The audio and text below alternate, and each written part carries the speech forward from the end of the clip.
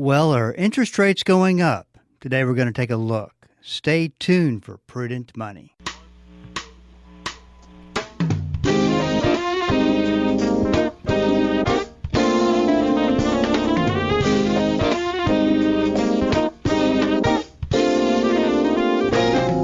Good afternoon and welcome to the Prudent Money Radio Show. I'm your host, Bob Brooks. Thank you so much for joining me today. You know I do appreciate it. Well, if you got a question for me, I've got an answer for you. Just go to the website at www.prudentmoney.com. Up at the top of the page, you'll see a link to send an email into me with a question, and I'll get that taken care of for you. And if you got something that's a little bit more involved, the moving parts, all those good things that come along with money, you can always schedule a phone call, and we're happy to help you that way as well. There's a lot of ways to get information, all at prudentmoney.com. Well, yesterday I made the comment in talking with Mark Pfeiffer that interest rates were the things that was the one thing that makes the world go around, and in the financial world, that is. And whether the Federal Reserve Board, who's in charge of whether the interest rates go up or go down, whether they make a policy stance one way or the other, it's important to really understand what that means. And because they are very vital to our economy and very vital to our markets. And how the markets interpret what the Fed is doing. And through the years, I remember back in the early 90s with Alan Greenspan, if you remember that name, that's way from the past. He was Federal Reserve Board chairman, and he used to speak in what we would call green. What do we call it? Greenspan speak or something like that. Or he would use these really big words, and he would go, "What did he just say? What's that mean?" And so you'd see the market move around quite a bit, just trying to figure out what he meant by what he said. I think that I have a book that, in fact, I interviewed the author of this book, Green Speak or something like that.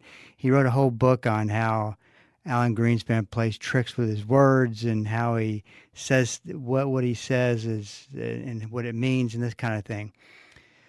But fortunately, we have a very clear message that's coming from the Federal Reserve Board right now, and that is we're boring. These announcements are going to be boring because we don't feel like it makes sense to raise interest rates.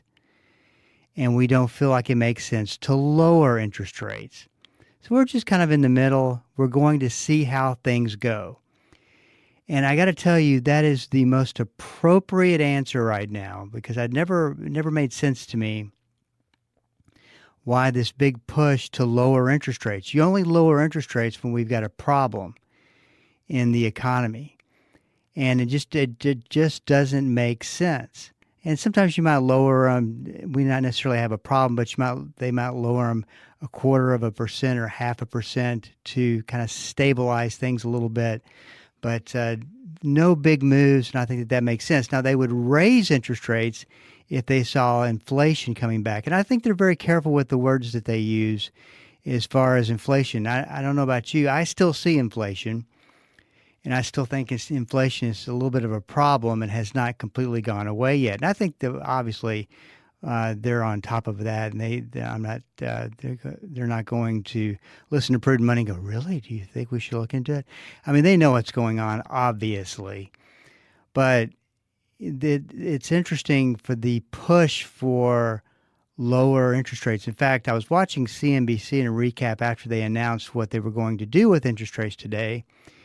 And the CNBC host said, it sounded like they were building you up to getting ready to raise rates again. And this is where it gets really, really interesting, if you want to look at it that way. And it gets to a point where you just kind of scratch your head and trying to figure out what all this means, because you've got literally, and this is, I'm assuming this is going to happen. I've already seen rumblings of this happen, but I think this will definitely uh, take on its own storyline. Is where Federal Reserve Board Chairman Powell and our president, President Trump, will start getting into little battles on this, because you see, President Trump wants to see everybody, every central bank, everybody across the globe lower interest rates. Now, to me, that doesn't make sense at all. And besides, Powell said it in his press conference today that it's about making small adjustments. It's not about making big adjustments, because we're not in a situation where there's a crisis happening. And it's very true. I think a couple of days ago I talked about the chemistry set. You just don't overwhelm the chemistry set with one ingredient. It's all about little adjustments here and there that create the formula that you're trying to create. And if you overdo it, you may get an explosion, it may catch on fire, whatever happens when the chemistry set doesn't go right. Well, our economy is a lot like that as well. But President Trump has already sent a few messages to the Federal Reserve Board and wanting them to lower interest rates, of course. And here's the interesting thing about this, and I tell you all this so that you can watch for it. Watch what happens. Watch what President Trump says. Watch how Fed Chairman Powell reacts. And most people, unless you're listening to Prudent Money and other financial type shows, you're not going to get this. But I'm going to tell you exactly what's going on, and you'll see the drama that is probably due to occur. So President Trump actually nominated Powell to be the Fed chairman, and I believe that he did twice, because probably couldn't have done it twice, but he is the reason that he's in office. It's a nominated position. Once that position is confirmed, he cannot be fired by the president, can't be fired by anybody for something like that he didn't lower interest rates, and President Trump said you should lower interest rates, and he defied him and he didn't do it. So he can't fire Powell. Even though he may hint that he can fire him, he can't. I was following an analyst that I follow had an attorney write in and said that if we're in times of crisis, that he can actually order the Federal Reserve Board to lower interest rates. I haven't heard that, and I don't know if that's true. But the bottom line is, unless Powell goes in the middle of and robs a bank or something and does something highly unethical or breaks the law, he's not going anyplace. And I think he knows that. He's there to do two things: to monitor unemployment, and in the employment situation in our country is very strong, which makes no sense to lower interest rates because that's the fact. At least that's what they tell us. And to monitor inflation. And I think that we're all on the same page. Hey, we sure would like to see prices come down a little bit more in certain areas of the economy, because the inflation is, and the problem with inflation is that it's tough to get it lowered because of what the prices are that are going up. For instance, on homeowners insurance. Can you imagine what that's going to be come next year about this time, when you start seeing California? I would assume that would affect this area, but maybe I'm wrong. But there's obviously other areas of inflation in the economy. But those are the two things, and there's nothing there that would say, hey, you need to raise these, you need to lower interest rates because of one of those two mandates. Neither one of those mandates are causing a problem right now, except a little bit on the inflation side. And I think that if you put a gun to head and said, okay, Chairman Powell, which way would you go next? Which way are you more likely to move interest rates? I would think he would move them up before he would move them down. Now, President Trump would probably lose his mind if that happens. So, you never know, and I was writing this in my client letter that I write every couple of weeks to my clients, and I was writing this today. I said, you never really know what's going on. You never really know what any elected official or a party, what they're thinking, what they really want to accomplish. Some for the good of the people, some not for the good of the people. It depends on who it is and what their agenda is.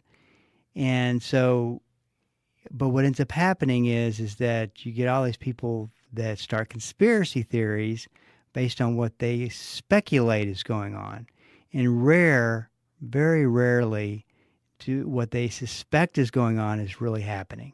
I mean, think about it. All we can do is guess. That's why it's important to watch these things and try to understand the conversations that are happening and adjust risk in your investments as it needs to be adjusted. And that is based on your comfort level. But what I want to talk about is, what if President Trump were to receive exactly what he wanted? What if central banks across the globe said we're going to lower interest rates? What would really happen? This might surprise you, might shock you a bit, but we'll talk about that and talk about some other things we might want to be considering with interest rates where they are. But right now, we're up against a break, and stick around. We'll be right back. Hi, this is Bob Brooks, host of the Prudent Money Radio Show. Marriage and money can be a toxic combination. The best way to avoid arguments over money is to practice this principle: show grace unless you are perfect. We all make financial mistakes. Treat your spouse with grace and love versus making them wrong and yourself right. Listen to the Prudent Money Radio Show on Bible School Radio 91.3. Prudent Money, the home of the modern-day steward movement. This is Rob Randall, your host and teacher of the Invisible War radio program. The Invisible War is the study of God's Word on how to walk in Christ's victory in the spiritual battles we face against the powers of darkness. Join me every Sunday morning at 9 right here on KDKR and KYJC in Commerce, your station for life. Hi, I'm Jill Taylor, inviting you to join me each Saturday morning at 11 o'clock for Choose Life Radio. You'll hear people from across America sharing their stories of faith, forgiveness, redemption, and restoration. Choose Life Radio will encourage you to fully appreciate the gift of life. You may also find help for you or a friend in need. So please join me Saturday mornings at 11 o'clock right here on Bible School Radio 91.3. Welcome back. This is Bob Brooks, and you are listening to the Prudent Money Radio Show. Thank you so much for joining me today. I do appreciate it. If you've got a question for me, go to the website, www.prudentmoney.com, and you can go and just send that question in. It's very easy to do, and I'm happy to help you, whatever I can do to help you. And that's off the website, www.prudentmoney.com. As I was saying before the break snuck up on us, President Trump wants every central bank to lower interest rates. What would that look like? Well, all I can, use that word speculate. I could speculate that these things would happen because these things tend to happen when interest rates are lowered. And I would imagine that if this, I don't think it's going to happen, but if it were to happen, it probably would be a drastic move. Now, if this whole thing about a crisis is true, that the attorney called in, that wrote into the analyst that I follow, that could be interesting, and I would imagine that the Trump administration would take advantage of any type of crisis that did raise its ugly head, and which some of which may make sense, obviously.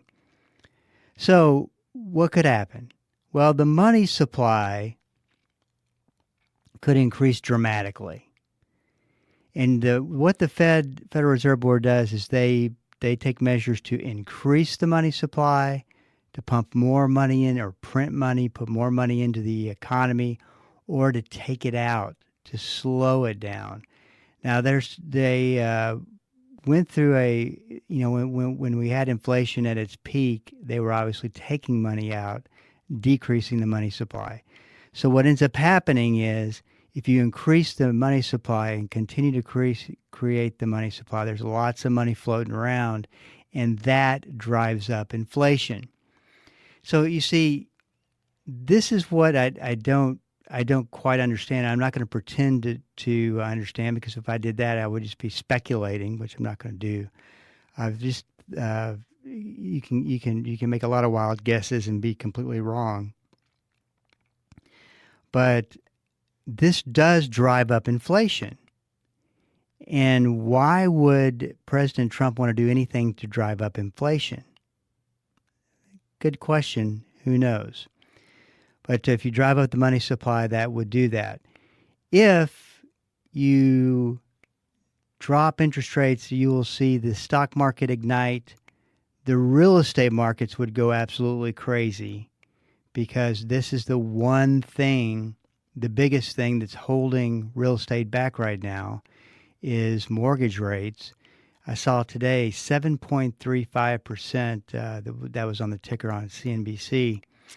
But 7.35% is, it's funny. It's not necessarily out of reach for mortgage rates, because the median average is something like about 7.4%.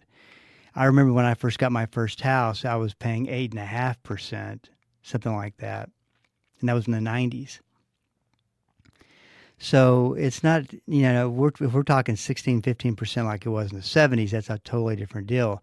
But if we definitely see the real estate markets take off, and there's the argument, well, is the real estate market's going to be in a bubble, or an investment bubble, or is it a supply and demand situation where there's very limited supply and big demand? I think it could be a little bit of both. I think they both end at the same place, unfortunately. But definitely drive prices up. And one of the things that we talked about back last year is that if they make some moves to start lowering interest rates, even back then in 2024, my feeling was that was going to boost up the stock market in a big way, and it did.